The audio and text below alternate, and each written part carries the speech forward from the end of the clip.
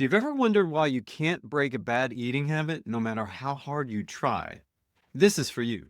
Because the problem isn't your discipline. The problem is that your brain built a loop, and willpower isn't how you break it. What's up, guys? I'm dietitian dude, David Orozco, registered dietitian nutritionist, certified intuitive eating counselor, certified exercise physiologist. Before grad school, before any of this, all of what I'm doing, I had a late night habit that was quietly wrecking my health. Most nights, couch, TV, kitchen. Not scrolling, this was before smartphones. Just watching TV and snacking. But it wasn't because I was hungry. It was because I was lonely, bored, and lost. I didn't know who I was. And that one habit broke everything downstream. I ate late, so I slept poorly. I slept poorly, so I got up late. I got up late. So breakfast was coffee loaded with sugar, chocolate, cream, and some other stuff. And you'll love this. I was never even a coffee fan. I'm weird like that. Lunch wasn't until 2 or 3 p.m. Dinner on Tuesdays and Thursdays was after Aikido at TGI Fridays with my buddies. I loved it. It was late, but it was better than going back to an empty apartment back then. One habit, entire system broken. Dr. Wendy Wood at USC spent 30 years studying habits. Her core finding?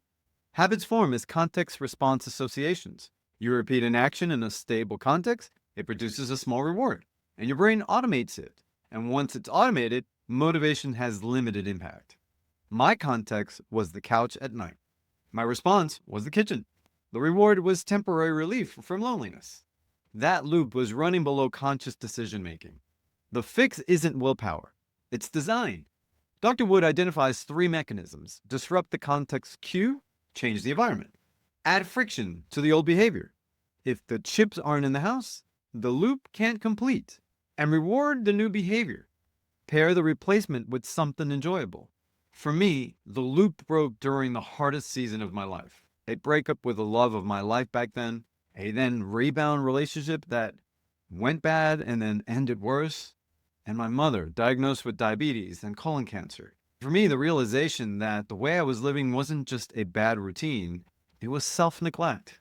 Dr. Katy Milkman at Wharton calls this the fresh start effect. Her research shows that temporal landmarks, a new week, a new night, a birthday, a major event, create psychological separation between the old self and the new. You don't need a crisis. You need to just declare the moment. And Dr. Jud Brewer at Brown University studies the habit loop. Trigger, behavior, reward. His alternative to willpower is curiosity. The next time a craving hits, don't fight it. Ask, what am I actually feeling? Am I hungry or tired? Bored or lonely? Brewer calls curiosity the bigger, the better offer. It creates a gap between trigger and response where a different choice becomes possible. I call this the curiosity cycle. Curiosity leads to open mind, allows you to see other possibilities, choices, and options, which then leads you to explore. The exploring leads you to experiment, and then you learn and grow. It's a beautiful cycle. And this is what intuitive eating calls interoceptive awareness too. Reconnecting with your body's internal signals instead of overriding them with rules. But look, purge isn't just habits, it's also emotions. Dr. Ronald Levant coined the term normative male alexithymia. His research shows that boys start life more emotionally expressive than girls. But by age 6, socialization has trained many of them out of it, and the health cost is measurable. A 2024 study found that alexithymia is an independent cardiovascular risk factor. A 2026 found that emotional suppression in men produces cortisol dysregulation, comparable to 15 years of aging, with inflammatory burden equal to smoking. Purge means releasing those emotions, not dramatically, daily. Name what you're carrying, say it out loud, move it through your body, because emotions that stay still become inflammation, stagnant. Emotions that move become information, they're helpful. And purge has a physical meaning too. Your body releases waste every day, right? Bowel movements, elimination, cleansing. The fiber from the eat episode keeps that system moving. The walking from the move episode stimulates gut motility. Sleep from the sleep episode, we talk about how sleep regulates the hormones that coordinate elimination. Physical purge is the output of a well-fed root system. All right, here are your 3 one small bites. You just need to do one. Number 1, identify your loop. Name the trigger, the behavior, the reward. Write it down. Awareness is the first step. Number 2, declare your fresh start. Pick a date. Today, tonight, this Monday, this month. Write it down, one habit you're ready to purge. Number 3, say one true thing to one person this week. Not just, fine, I'm doing okay. The real answer. Your body has been holding it. And the research says silence costs cortisol, inflammation, and cardiovascular risk. Pick one. Start this week.